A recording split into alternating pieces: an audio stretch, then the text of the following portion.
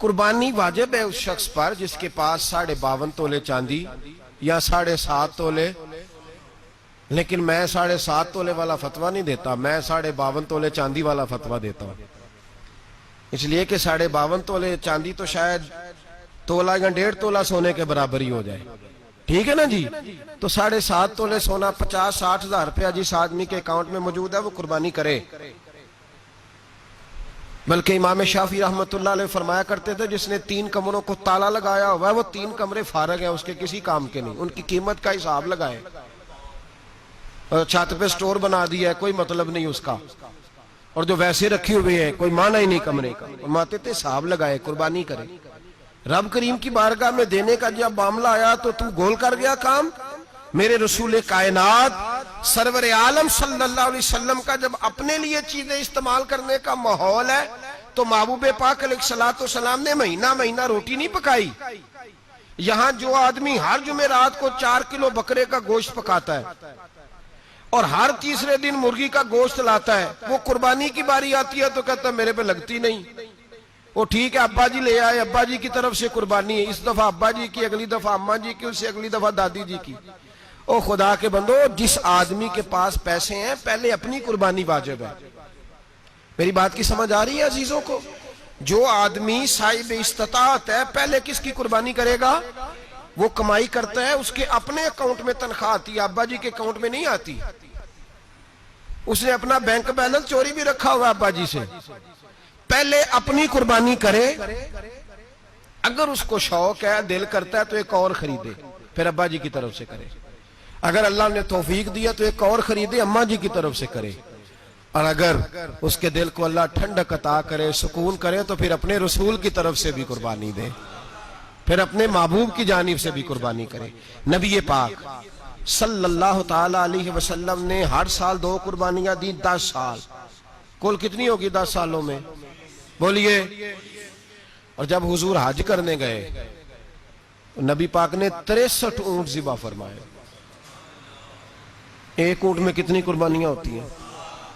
63 اونٹ حضور نے ذبح فرمائے۔ اور حدیث بڑی مزیدار ہے، حضرت ابو ہریرہ رضی اللہ تعالیٰ عنہ فرماتے ہیں کہ جب اونٹ ذبح کرنے کی باری آئی تو ہم سوچ رہے تھے، پریشان تھے کہ یہ تو بڑا مشکل ہے ذبح کرنا، بڑا مشکل ہے، اس کو تو نہر کرنا پڑتا ہے، گرانا پڑتا ہے، باندھنا پڑتا ہے، سب سے مشکل کام اونٹ ذبح کرنا ہے۔ تو نبی پاک صلی اللہ علیہ وسلم کی تو عادت کریمہ ہے، اپنے ہاتھ سے ذبح کرتے ہیں حضور، وہ ہمارا اللہ خیر کرے، اب اللہ ہی حافظ ہے، ذبح کرنا تو دور کی بات ہے۔ ہمارا جو BA پاس لڑکا ہے نا، اس کو ڈر آتا ہے جانور کے پاس کھڑے ہوتے بھی، کہتے ہیں بچوں کو اندر لے جاؤ، 10 سال کا 12 سال کا، اس کو اندر لے جاؤ، ذبح کرنا روئے گا، اور بس کرو یار،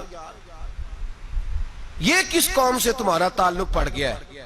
ہمارے تو 12 اور 14 سال کے معوذ اور معاذ ابو جہل کی گردن کاٹ کے رکھ دیا کرتے تھے، اور تو بچہ بکرا ذبح کرنے سے ڈرا رہا ہے، اس کو کھڑا کر لا کے، قربانی تو جہاد کی ٹریننگ ہے، وہ کھڑا کر، اس کو کہا بیٹا یہاں کھڑا ہو، اللہ کے رستے میں بکرے کی گردن کاٹنی ہے، اگر کوئی شخص خدا رسول کے دین کی مخالفت کرے، کفر کا جھنڈا اٹھائے تو اس کی گردن بھی کاٹنی ہے، یہ ٹریننگ ہے بچوں کے لیے۔ یہاں عجیب ماحول ہے، ڈر لگ رہا ہے، پیچھے ہٹ جاؤ، اور جس صاحب کی قربانی ہے وہ بھی کوئی 1.5 کلومیٹر کے فاصلے پہ کھڑے ہیں، دور کھڑے ہو کے دیکھ رہے ہیں، نفیس ہی بڑے ہیں جناب، لطیف ہی بڑے ہیں، کپڑوں کو کوئی قطرہ خون کا لگ گیا تو بڑی مصیبت بن جائے گی۔ اور امیر آدمی، اس کا تو گھر کسائی نے خود فون کیا ہے کہ صاحب سب سے پہلے میں آپ کے گھر آؤں گا، اس کو پتہ ہے کہ منہ مانگی قیمت ملے گی۔ مہربانی فرمائیں، قربانی میرے رسول پاک صلی اللہ علیہ وسلم سے زیادہ نفاست والی طبیعت کسی کی نہیں۔ صحابہ کہتے ہیں اتنا حسین محبوب کا انداز تھا کہ کبھی کپڑوں پہ مکھی بھی نہیں بیٹھی تھی، اور حضور سے ہم سلام لیتے تھے، دست مبارک چومتے تھے تو ہمارے ہاتھوں سے کستوری کی خوشبو آنے لگتی تھی، اور فرماتے ہیں نبی پاک کا ہاتھ یوں ہوتا تھا کہ برف بھی اتنی ٹھنڈی نہیں جتنا پیارا حضور کا ہاتھ ٹھنڈا ہوتا تھا، پھر بھی حضور دست مبارک میں خنجر پکڑتے، جانور کو لٹاتے اور اپنی طامت کو سمیٹتے، اور اللہ کے حبیب گھٹنا رکھتے اس کی گردن پر، اور بسم اللہ اللہ اکبر کہہ کے ذبح فرماتے۔ حضور خود دست مبارک سے، تو اتنا زیادہ نازک مزاج ہو گیا ہے کہ اب یہ والی سنت ادا کرنا مشکل ہو گیا تیرے لیے۔